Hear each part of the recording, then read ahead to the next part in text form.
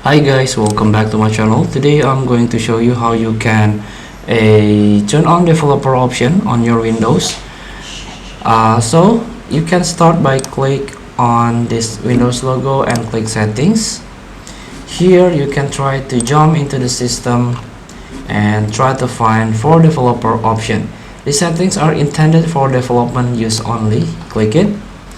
Here you can click on turn switch on by developer mode. This will add from any source including loose files. Click on turning on developer mode, including installing and running apps from outside the Microsoft Store, could expose your device and personal data to security risks or harm your device.